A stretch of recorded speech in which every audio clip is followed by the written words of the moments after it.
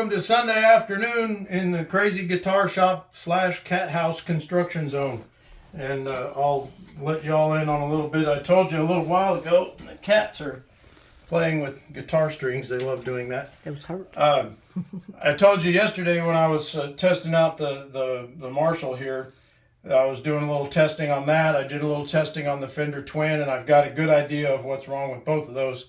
I'll get them on the bench for some tube testing tomorrow because I got a little bit overwhelmed with building the cat enclosure that I told you I would build, and I'm going to go out and show you that in a little bit. But I wanted to let everybody see what I've got going on here. This was the 12-string Yamaha that was hanging on the wall, and it's in traction a lot like what I did with the Martin recently, but you can see that it's pushing down on the face of that thing. What I do with these, like I've told you on the other ones, the same situation. I steam the old bridge off, and then I soak the wood inside and out to get it very soft and flexible. And then I put this device that I've made. This has got some special padding on it, and it's got a special block under there that pushes on two specific points. And I put this on here and leave it for about 2 or 3 days until the wood dries. And then once the wood dries, I'll release the pressure a little bit, and I'll steam inside there again. And there's another block in here holding this part stable. But I'll steam inside it again and then squeeze it again. So it kind of forces it to settle. Like on Denny's Martin, he was pretty amazed at how flat I got that thing. It takes a little bit of time, but you can slowly work the wood back to where it was when it was made, by doing basically up and down pressure and steam over a period of a few days. So that one's going to be sitting there in traction off and on for a few days. And let me show you this. Everybody say hi to Trish behind the camera. Hi, Trish behind the camera. Hi, Trish behind the camera. Saying hi to herself. So this is sanding marks on here. This is the one for the pawn shop in Oklahoma City. And what that is this thing was dropped in shipping and it cracked all the way to here. And I've rebonded the crack, and I'm going to wet sand this and buff this out. And the fingerboard was off, and you can kind of, if I tilt it, you can kind of see it, but I've reattached the fingerboard on both sides, and I have to blend this in smoothly so that you do a procedure called a drop fill. It's basically using super glue and some activators that make it act like polyurethane, and it fills that in, and you wet sand it out, and it'll make it smooth like that. So that's in work. That's going to be next, Denny. Your neck reset is coming up, and I've got it. I had it apart a little bit, and I've got it figured out what I'm going to do with that, and I'll get with you on that one. And this one is the one I wanted to show everybody, which is really going to be an interesting little trick. I'm going to share a trick with you guys, and I normally try to keep a lot of my secrets to myself, but this guitar is covered with all this checkered looking stuff.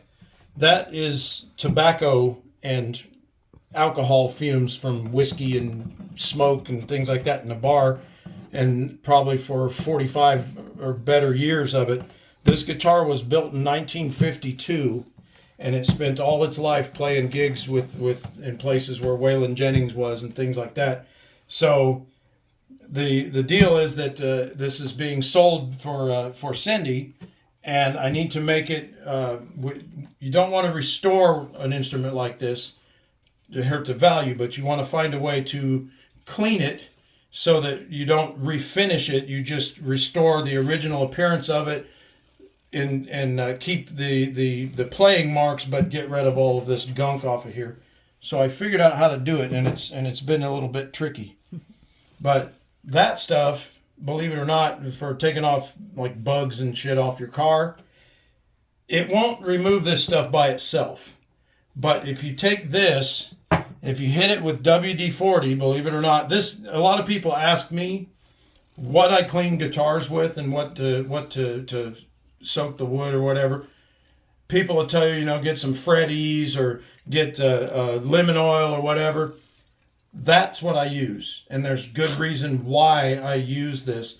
And the biggest reason is that its primary ingredient is fish oil, and it is completely natural. You can eat this stuff. Seriously, you could drink this and it wouldn't kill you. It wouldn't taste very good and probably make you puke, but you could do this without harming yourself. Don't do that, because I'm not advocating anybody to do it. But what I'm getting at is that it's very natural stuff. It was designed by NASA way back in the pre Apollo days for water displacement. That's the WD part of it. But what it does is it eats things that are naturally based stuff, like this gunk. So you put this on there, and what it does is it turns this shit into a paste. And then it allows this to take it off. So once you soften it with the WD-40, you hit it with the goof off and one of these abrasive rags, and it ends up like that. And if you get the camera over here, you can see that's the part that I started the test to take it off. And this is what the original finish looked like right here. So you can see what I've got to do. I'm going to get all this off of here. But it does it without attacking the original lacquer on there. So it's real good for that. And after you get the finish off like that, then this stuff comes in. You take Murphy's oil soap and you work the finish with Murphy's oil soap, rub that in by hand and buff it out, and it will restore that original finish. And then I'll put the pick guard back on. The original pick guard came off, and you can see it was just picked all to pieces. I'm going to replace that pick guard to cover up some of this stuff and get this finish back to where it looks decent. And the rest of it, I'm going to leave the patina alone on the back the way it is, because it shows its age, but it's still usable. But this front with all this stuff on here just makes it really not very sellable. So I'm gonna get it to where it's a sellable item, and it's a 1952 Martin D18, and it's really worth quite a bit of money. So I'm gonna make this thing presentable and get this money out of this for Cindy. So now I'm gonna show you why I didn't get the Marshall apart today, and why I didn't get a few other things, because it started out as a little tiny project, and Trish went, "Oh my God, what are you doing?" Because it ended up in this crazy thing. But we'll go out in the garage and show you that. So just a moment. Just hit the pause thing. All right, we're out in the garage. So welcome to the garage / sort of wood shop for guitars and that. And this thing ended up. This was originally a speaker cabinet that was kind of busted up that I got from Cindy. I took the speaker out and put it in another cabinet that I have, the red one I showed you guys. And this ended up becoming a cat house. So that started with this, and then I told Gary Stufflebeam at work that I was doing that, and he goes, "Hey, I got two that I'm not using anymore, so I'll bring them over." So Gary and his wife brought these two boxes over that were pretty weathered, and I took them apart and cleaned them and insulated them with a shipping cargo padding kind of blanket thing. Insulated the inside. These are all insulated inside, and I built this little roof on here. It has a Mylar film, like a clear Mylar like you would use for tracings and stuff, underneath here to seal it, so the water can't get into the top of this. So it's basically got a roof like a house. And all three of these are the same way. They've got Mylar up here on the top. And then I built this out of a door that Ryan gave me, one of the people that I work with there at Alex and Ryan upstairs.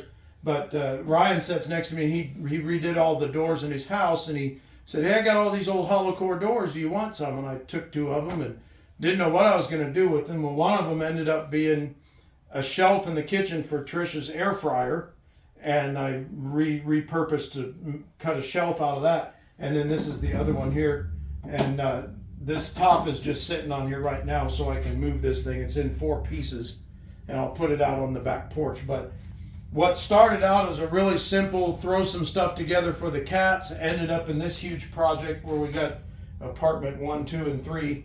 And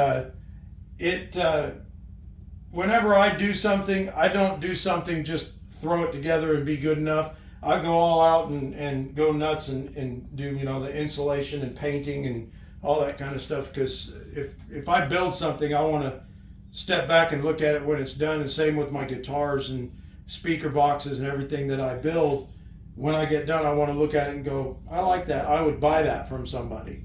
And the same thing with this. If it's gray, I mean, you trim it with some colors or something, you could probably sell that. So it's just one of those things. But that's what ended up taking up the majority of my day. I was up. What were we up last night till about 1? Yeah. So we were up pretty late last night, and my daily routine during the week, we get to bed about 9:30 or so. So and I get up at 4 in the morning. But staying up at 1, and for one thing, I'm almost 55 now, and I'm used to getting to bed early and getting up early. So it kind of screwed me up a little bit today. But I stayed up so I could get some of those amplifiers tested and get a few other things done in the shop there, and this was supposed to be like a 2-hour thing this morning before lunch and then go on to the guitars. But here we are, it's dark and ready to settle down for the evening, and I just got done with this. It's still wet. So I'll put this out there tomorrow for the cats, and Trish can share some pictures on Facebook with it. But anyway, there's a little recap of my weekend cat escapades.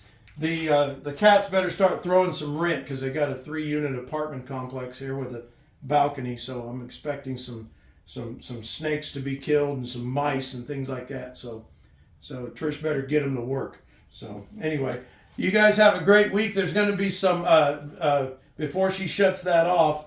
I just remembered I've been taking some time off from playing to try to get all this stuff done, and the band that I was playing in before we moved to Ardmore was called the Oklahoma All-Stars. It was me and Brent Salisbury and Virgil Bryan and several different drummers would play with this depending on who was doing what.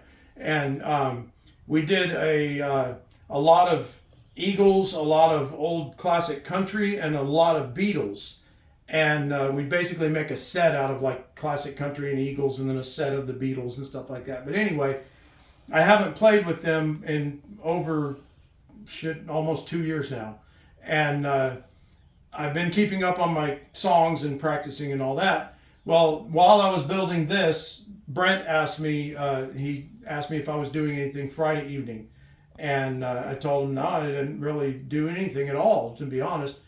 And so he asked me if I'd like to join the band. We're gonna, like the Blues Brothers said, get the band back together. So we're gonna do a show Friday. Brent puts on. He works with the Norman Music Institute, and every year they put on a fundraiser for food shelters, things like that.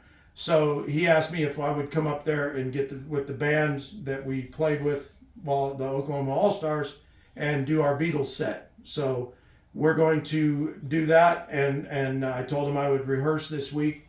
So I'm going to be in Norman on Friday evening, and I'm going to do the best I can to get that on video. And it will be a pretty interesting thing. We haven't played together in a while, and I really miss those guys. And even though I've been taking time off from music, that's something extremely special, and I was invited to do, and I didn't know about it till today. So look for that next weekend. So things will be a little bit different, and I will see you all throughout the week and into next weekend. So have a good week and a safe one. Bye.